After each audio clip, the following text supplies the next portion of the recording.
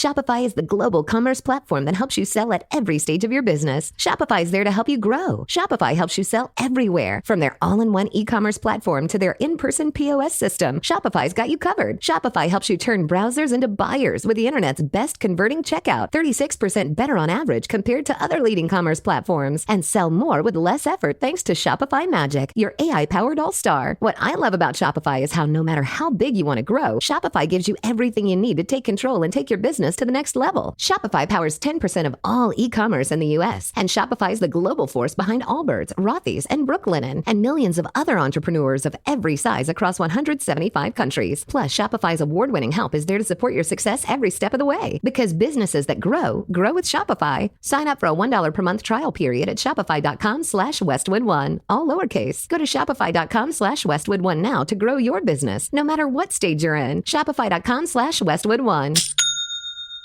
Ah, motherhood. 1 minute, you're mom of the year. I love you, Mommy. Then the next, not so much. From bath time to bullying, from potty training to puberty, parenting is full of challenges. But one thing is for certain, you are not alone. Welcome to Modern Mom Probs. I'm your host, author, mother, parenting expert, Tara Clark. Join me while we tackle today's modern mom problems. Hey, welcome back to another episode of Modern Mom Probs, where we're trying to solve the world's modern mom problems. And if we can't do that, at least we're having fun talking about it, right?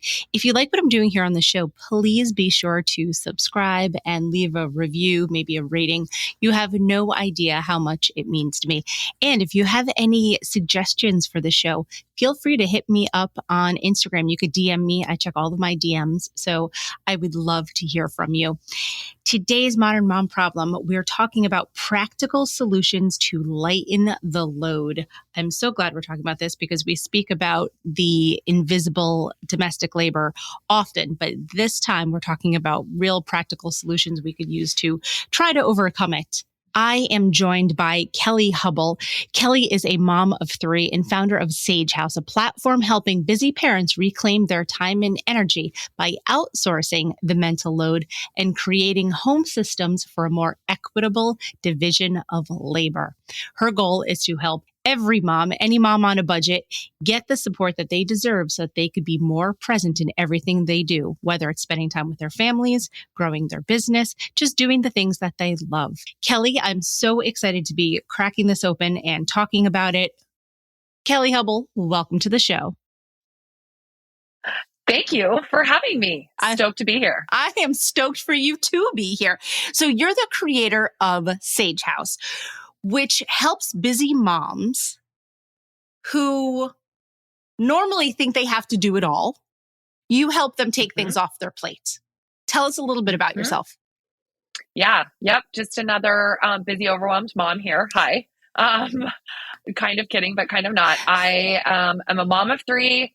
I live in Portland, Oregon. My kiddos are quite close in age, 5, 3, and 1. I just left a corporate job about 8 weeks ago. Congratulations.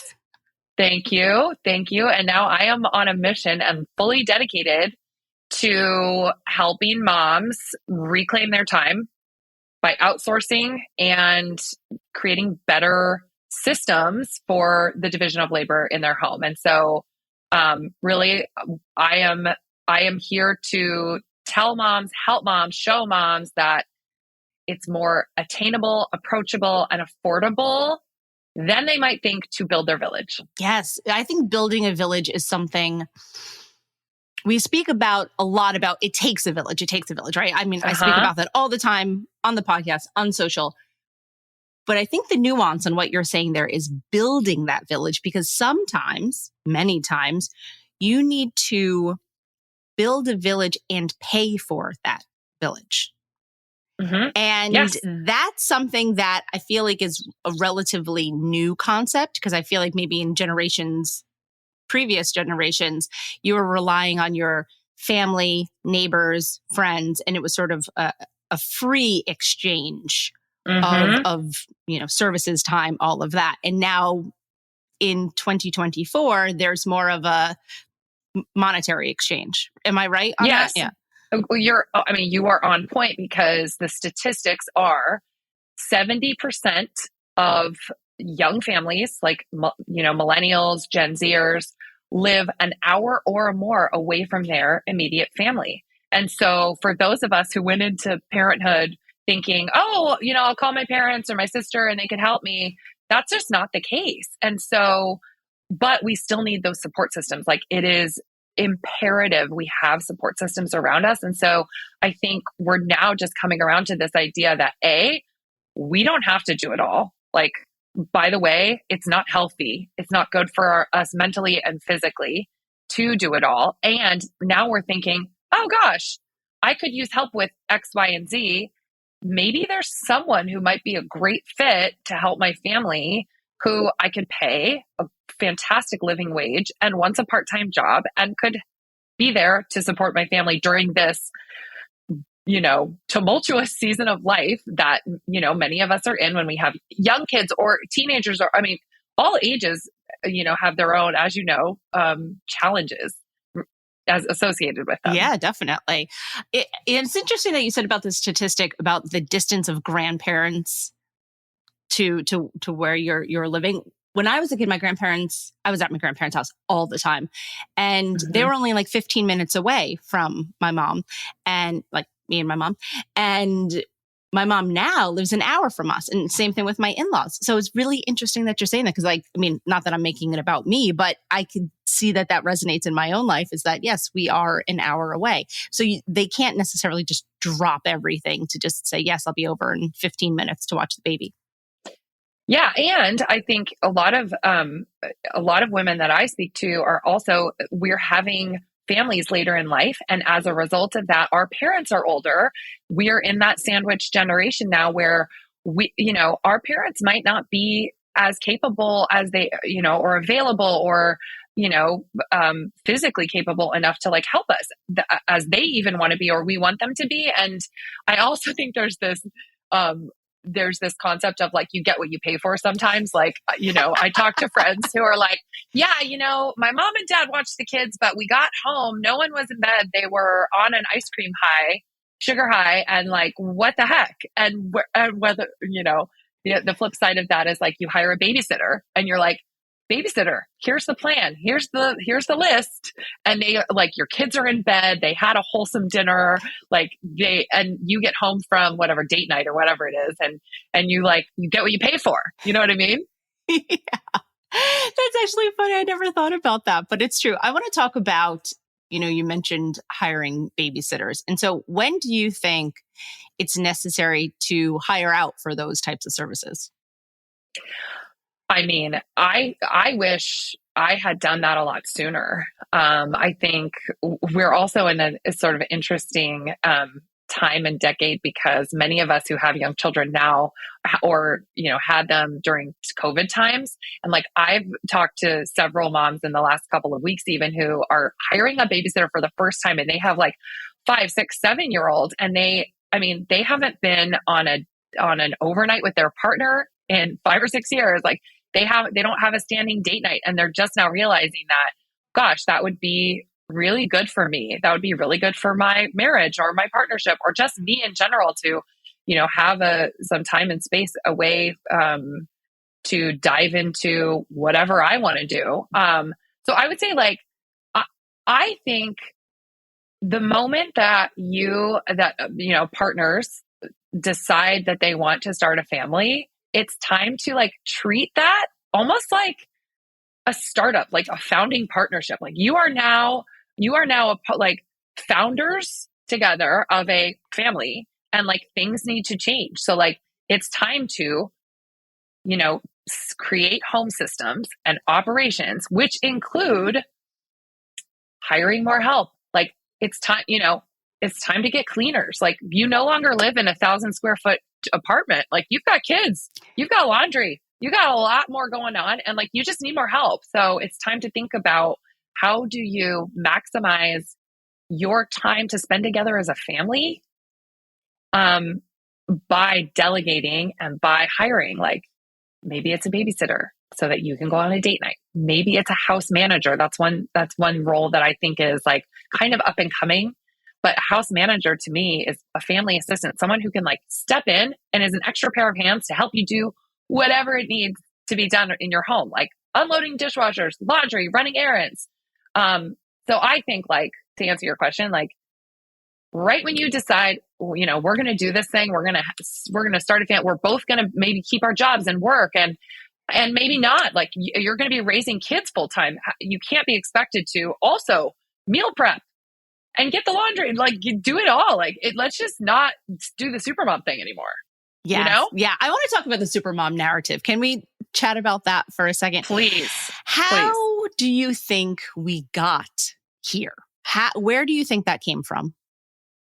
Well, I think that gender roles have been instilled with us from the beginning. So, like I said, like Gen Y, millennials, Gen Zers, we watched our parents in these gender roles for so long that they were like, they're now ingrained in us. And now what we're doing is we're trying to reverse those pink jobs and blue jobs, basically is what I'm going to call them. Right. Like, I'll tell you like my story is I saw my mom being a super mom. Like she was incredible. And like she worked, she was a single mom of 4 kids. My parents got divorced when I was 5. And shortly thereafter, my dad moved to another state for a job. So she truly was like single momming. She was working.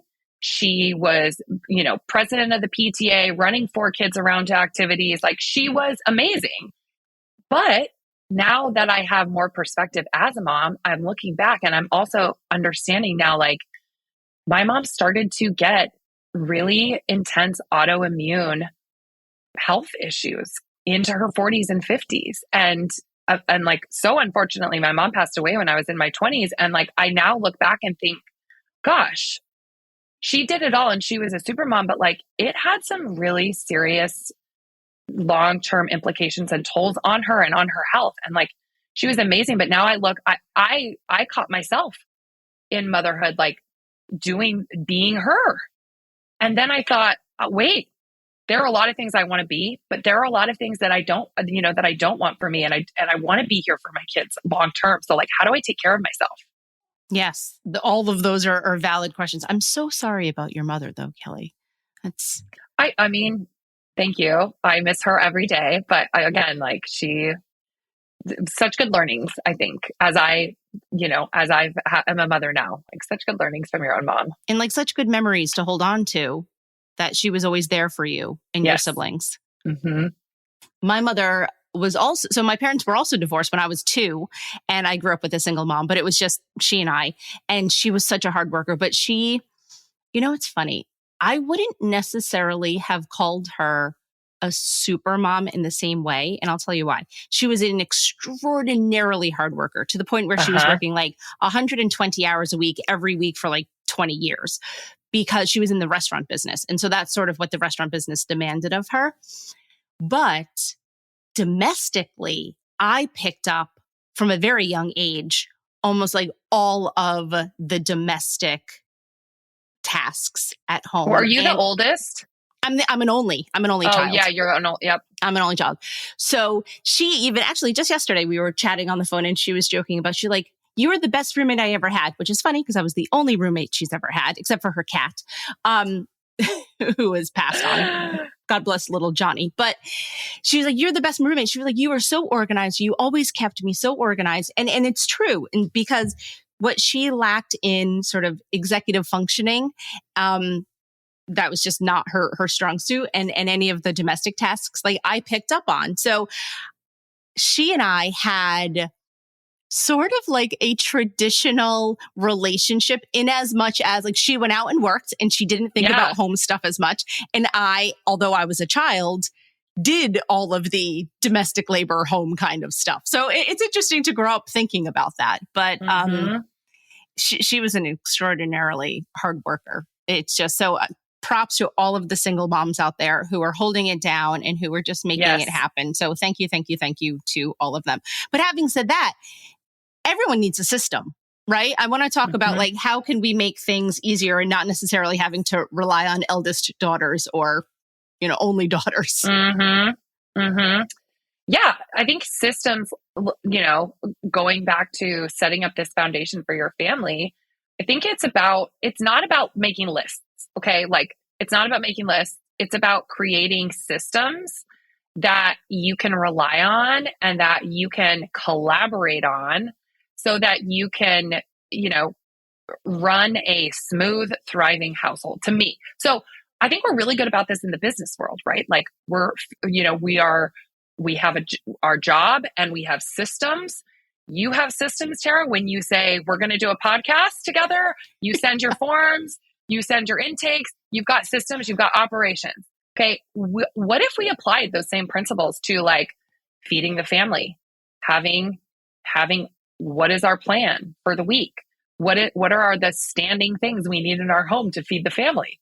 What if we had systems around laundry and cleaning and travel planning and finances? Like, I know that's a lot to take on, but actually, when you sort of like, I'm going to just say, dumb it down a little bit and like throw it on a spreadsheet. Like, that's what I use when I have home systems cohorts with small groups of women, and we go through each of these things in each of these elements, and everyone has the opportunity to customize them based on like what works in our family, what works in our home, and then collaborating with their partner, which I think is like the most important part of it, to get them in from the beginning, get their buy-in, and get them to own and be responsible for certain systems in your home. I think step one is like systems create a better division of labor.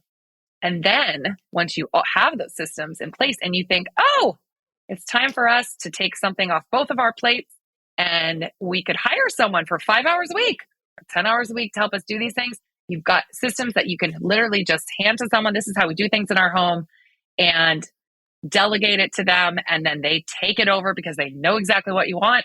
Everyone's happy. Win, win, win. Yes. It's wild because you're right. Every business, most, I would say 90% of businesses have systems in place, right? That's how you're able to scale, to monetize, all of those things. So it's like, why wouldn't we apply the same principles to our domestic lives? Mm-hmm. Yeah. Scaling in a home is having more kids, having one, having two, having three. You're literally scaling your home, right? Right. Yeah, exactly. So we've got to think about it the same way. Gosh, I never really thought about it like that, but you're 1,000% right. And if you're not doing those things, meaning introducing systems, oftentimes it's falling on the mother to do, like you said before, it was like the travel planning, the food shopping planning, all of those things. And one thing that I love that you said was incorporating your partner as a collaboration so that each partner takes ownership. And I think ownership is key. That's like the single most important thing, as opposed to you just simply handing your partner a list and saying, okay, this is what you're taking care of. And then you walk away and they're left standing there like, huh, what am I doing now? Oh, is this another thing that she's giving me now to do? Great. Thanks. Or yeah, they were like, oh gosh, she's nagging me. And then I feel like there's a lot of built up resentment. Yeah. I think, there are a lot of solutions. So I think like fair play is a fantastic solution. I think for a lot of partners, it really can work. I would say, so I would even take that further and say, I think two highly educated, highly effective partners still don't have enough hours in the day to get everything done that needs to be done to run a household. So in those, I mean, there are a few hours in the day before we drop at school, after we pick up from daycare or school, that we've like, how do we fit all of the things that need to take place in those hours? Like, I just feel like you can't. And so basically my hypothesis is we all just need more help and we need more support. And it's, by the way, like, it's okay to get more support. And and yes to the collaboration. One thing we talk about in my cohort, and like one thing that is part of the homework, is pick your hour every week with your partner to sit down. You have an agenda and it's logistics, and you talk through them and you decide like who's owning what is our action plan. And I think that alone just creates like better teamwork, and that overall is really good for relationships, especially in seasons of life that are intense. Definitely, because there are some very intense seasons of life, particularly in the infant and toddler years, right? Like if you're not a team, then you're in trouble at that point. Mm-hmm. Teamwork is so key. And I'm also going to go out on a limb here and say, I feel like if you do sit down with your partner with this agenda and have a proper meeting, they probably almost respond to it even better, because that's something that they're accustomed to doing at work, right? Mm-hmm.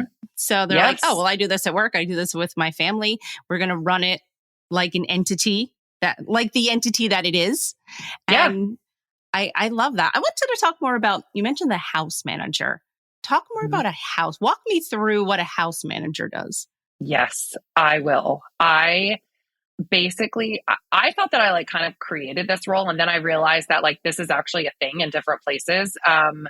Household manager, family assistant. Anyway, it's kind of like synonymous, but essentially a house manager is someone who can be a second pair of hands and like a clone of you. Like literally I call my house manager like she's my clone. Like she comes in the house and sees my home as if it's her home and helps me manage it. I mean, I'll give you like some ideas, but like how people use a house manager, like how we use ours is, she comes in, she runs dishwashers, she starts a load of laundry. She takes my dog on a walk because like he's really high energy and could use an extra walk every day. She'll help me with plant care. She runs errands for me, like Amazon returns, how many of those stack up and like we've got a pile every week. Yeah. And then she'll break down boxes, like Costco orders. She breaks up. I mean, she basically does everything.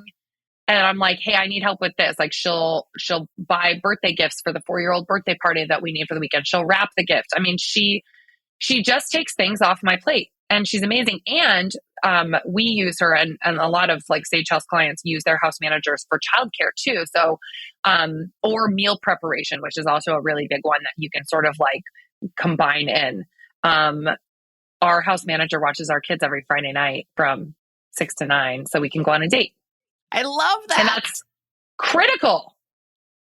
Yes. So yeah, I think house manager. And then I would say the other person we really invested in as a family is a meal prep chef. I was originally going to make this like the same role, but it ended up the house manager we found was like raw vegan, and she like wasn't really comfortable cooking, but she was really good with our kids. And I'm like, okay, I'll find somebody else to do the food. You do, And so we ended up finding this wonderful woman who drops food. She's like culinary trained, but she doesn't work in a restaurant, and she just wanted to cook for her family every week. And so she cooks for her family. She drops food for us on Mondays. It's super affordable. In fact, I've crunched the numbers multiple ways, and it saves our family money because she does the grocery shopping. I reimburse her for groceries. I pay her on an hourly basis to make food for our family. And then we don't waste food. We have significantly less time cleaning up every night because we're not like pots and pans and scrubbing. Instead, we're like playing with our kids.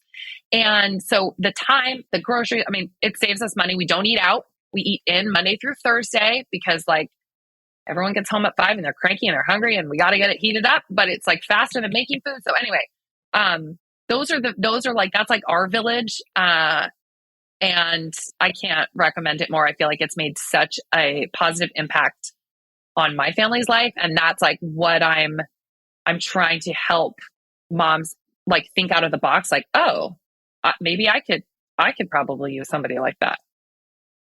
What would you say though to somebody that's like, Kelly, I can't afford that. Like that is too bougie for me. Like, what would you say to them?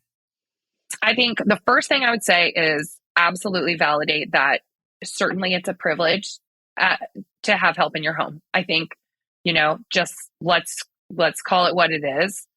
It's a privilege to have help. I think for me and my family in particular, and I don't think this is very dissimilar from a lot of others, is we've made the decision to be a dual income working household. Or like however you have made that decision, or you've decided one partner is working and you're a team. And so one person is sort of like more on the parenting, raising kids, running them around, like however you make it work. Like, I will say that I think starting small and trying to work it into your budget, like, okay, I got to tell you this. I've been doing a lot of reading and research also around just joy and happiness and life satisfaction. And one thing that I've read recently is that essentially every dollar that you earn and can spend above like covering your core expense, like, mortgage, food, childcare, that kind of stuff. Every dollar that you have and can spend above that toward delegating and essentially buying your time has higher satisfaction than anything else out there. So like, yeah, a new pair of jeans would be lovely, but actually having someone do your laundry you might feel better. You might feel way more satisfied with spending that dime on laundry than a new pair of jeans. So I'll say that. I'll just say everyone makes their own financial decisions. I would also say you can start small. You can get really creative. Like I work with clients who are like, I just need somebody for 5 hours on a Monday to like clean up the tornado from the weekend. Or get creative. Like if you already have house cleaners who come in once a week or every month or whatever, be like, hey, there's a pile of laundry over here. Can I pay you for an extra hour to just fold it? And like that would help you a ton. You could so I think it's getting creative. It's using your resources. It's thinking about what would have the biggest impact on your family. Like even if it's just the food, even if you could just take the food and the meal prep off your plate. I'm curious, like, you tell me, what do you do in your home, Tara, to any of this?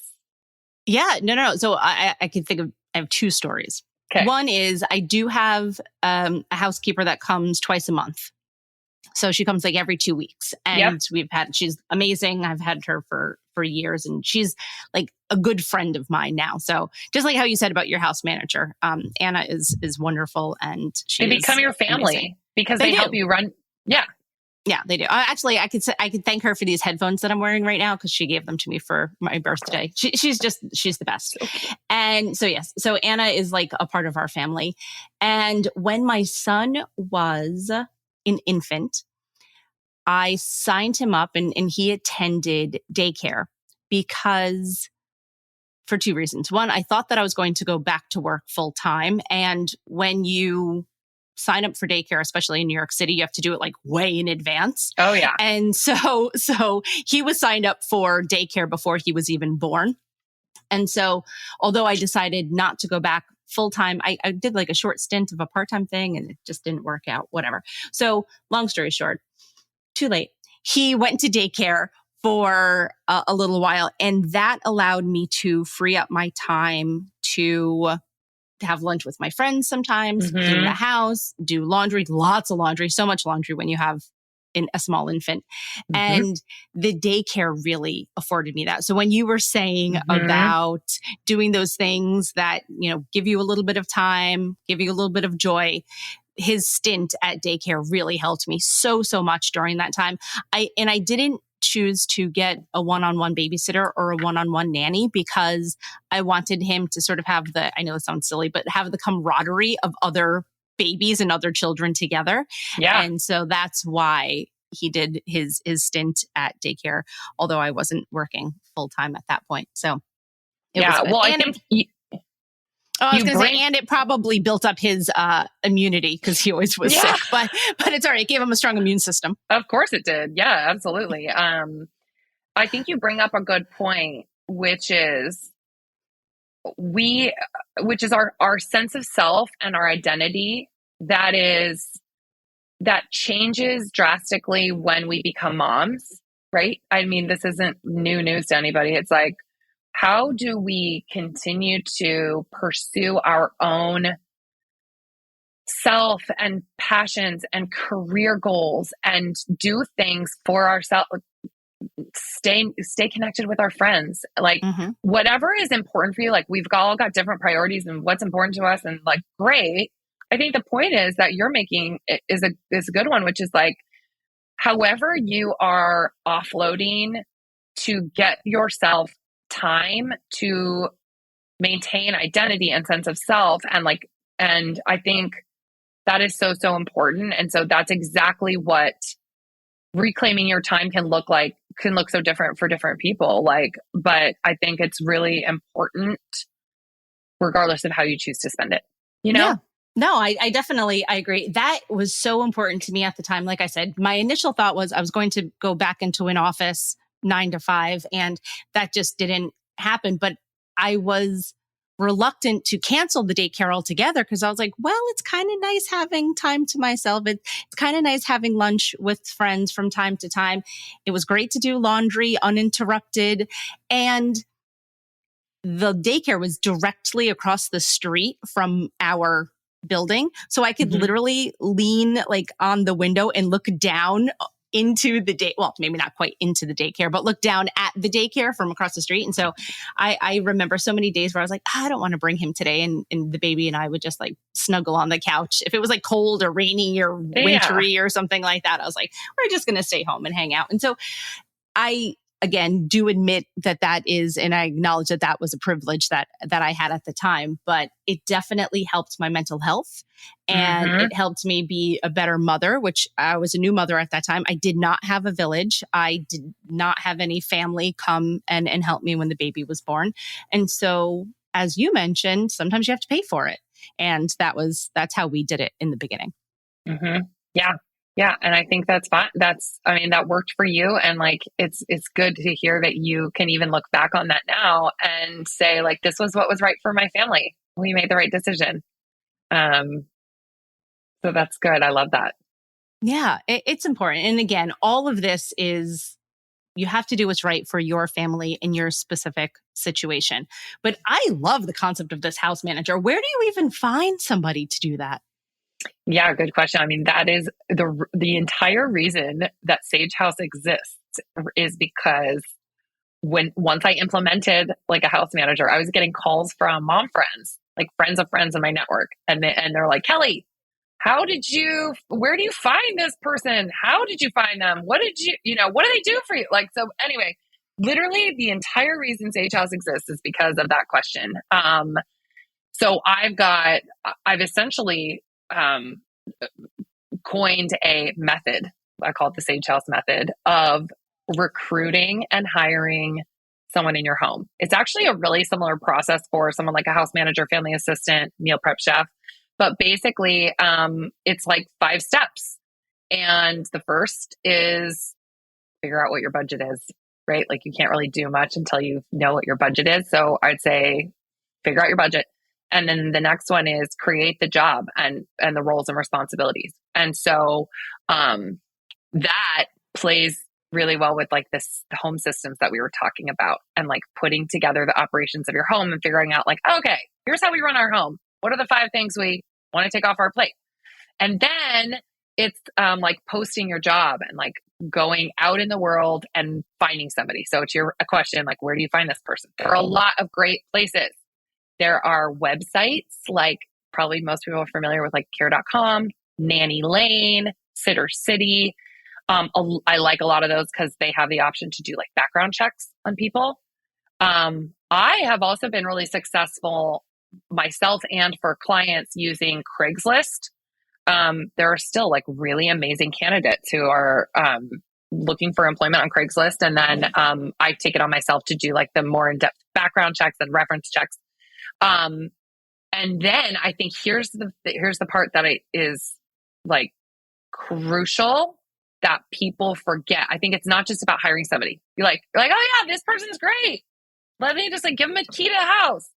I think it's more about like successfully onboarding them into your home to make sure that like they're super clear again on explicit expectations, and you're really happy with the expectations of their role, so that like everyone ends up being successful. And so I think that's like a really big part that I work with moms and parents on, which is like, okay, it's not just about hiring. It's about finding the right person, but then also being super clear about like how you're going to make this work. So anyway, there's a lot more information, of course, on that I've got a digital course that's all about like hiring. It includes things like considering how to pay this person, like what are the ins and outs of paying them. Okay, wait, I want to talk about that too. Yeah. Let's talk about it. How do you pay them? So, I mean, I think there are different ways. The U.S. Employment Bureau has specific maximums and limits for having someone in your home and being a household employer. So I've got these like on my website. You can go and look at the link. But basically, I think it's like there's a certain amount of money. If you pay more than maybe it's $12,000 a year, you are considered a household employer. And there are a lot of really good like payroll providers that you can use to help you like take taxes out and stuff, because these people are in fact your employees in your home. And so that's like another thing I go in super depth in my course. But yeah, I mean, there's a lot of nuances to it, I think, where, you know, we get hung up on like, oh man, okay, I need help, but like, where do I start? Where do I go? How do I pay this person? I think that's a big barrier to entry. I think that's what it is I think many times people think like, I love that concept of a house manager. Where do I even begin? You know, I don't know. Or also saying like, well, I don't have the time to vet all these people, you know, and there's a lot of work on the front end to alleviate your load on the back end. Yes, there's so much work. And you want to find the right person because this person's in your home. And so, you know, that's another thing. I think it's like create systems and operations around hiring somebody, right? Like interview questions. What am I going to ask this person? What do I care about? What am I looking for? What are questions for like references? That's a really important part. Like you want to talk to someone who's worked with this person before.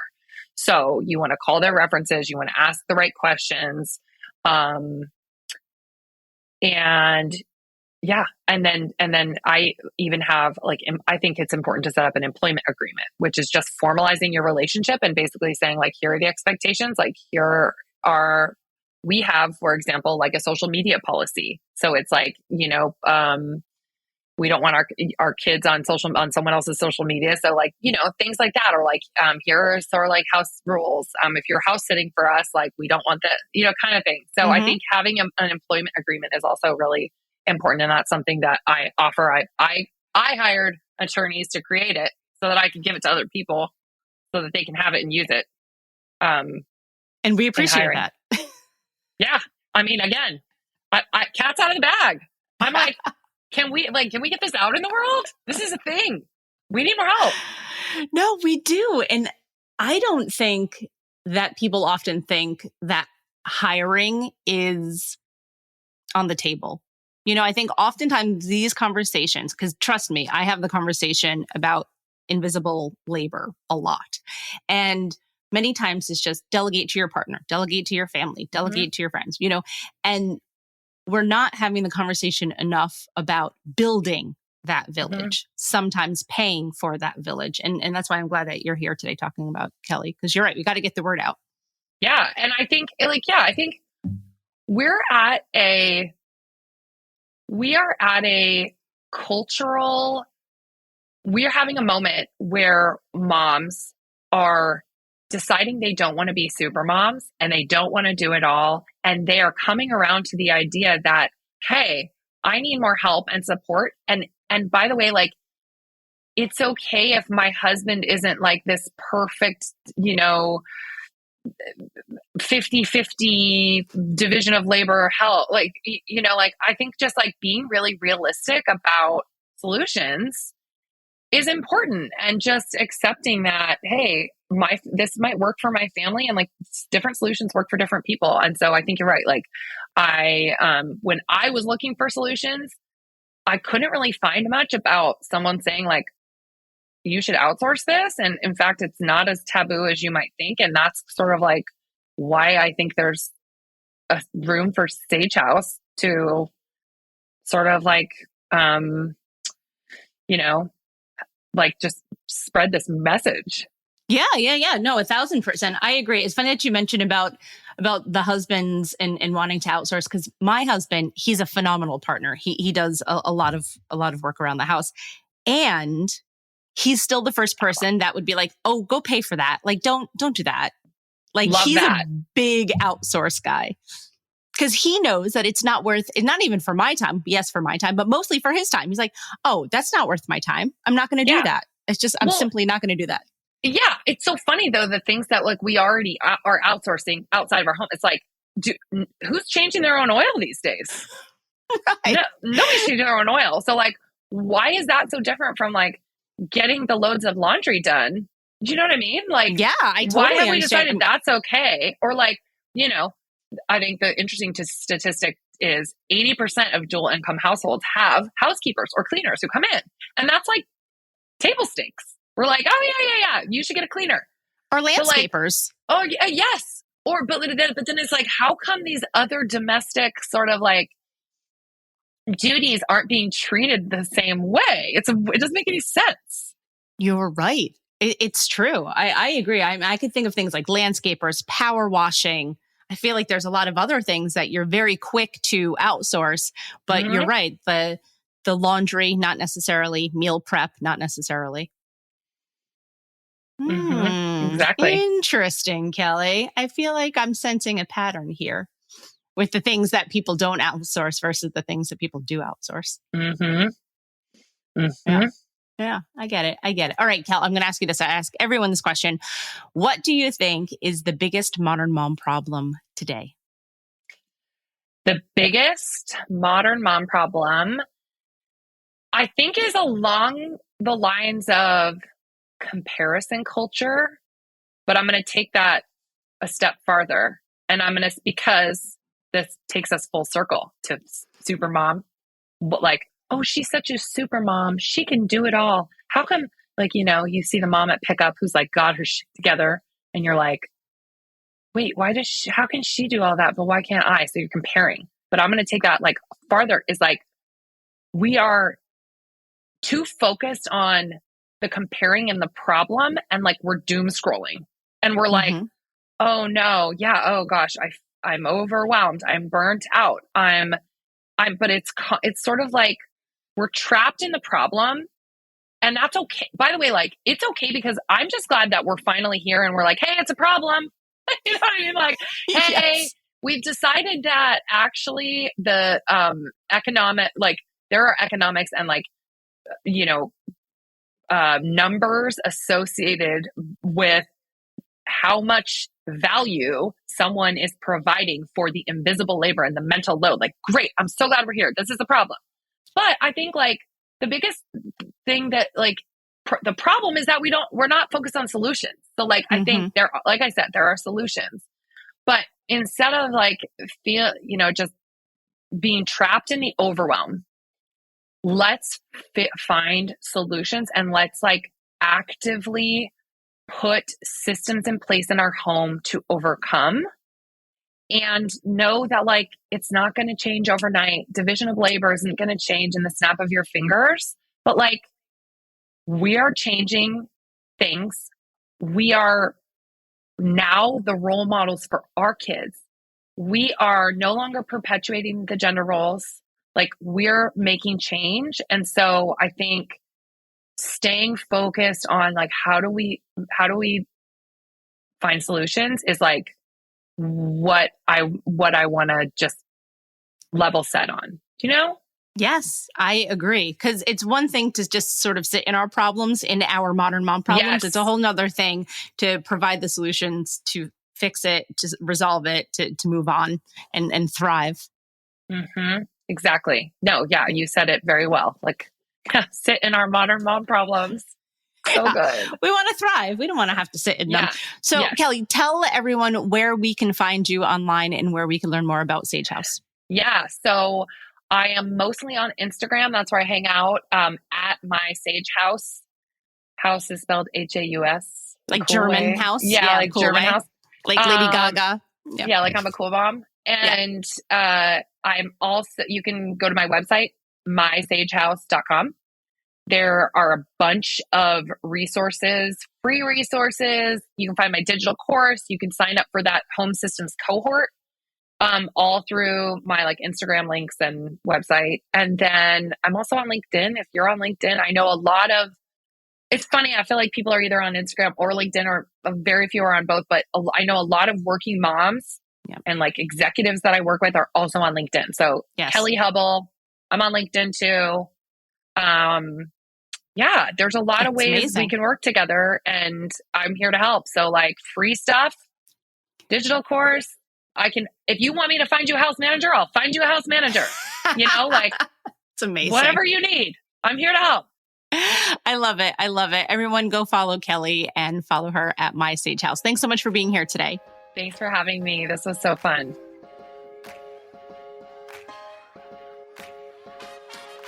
Thanks for listening to today's episode of Modern Mom Probs. I hope you enjoyed our deep dive in today's problem with me, your host, Tara Clark. Join me next time when I'll be interviewing another great guest and tackling another modern mom problem. If you enjoyed today's episode, please leave us a review and a rating. As always, you could head over to Modern Mom Probs on Instagram and give me a follow, or check out my book, Modern Mom Probs, A Survival Guide for 21st Century Mothers, available online wherever books are sold. Well, that's it for today. See you next time, folks.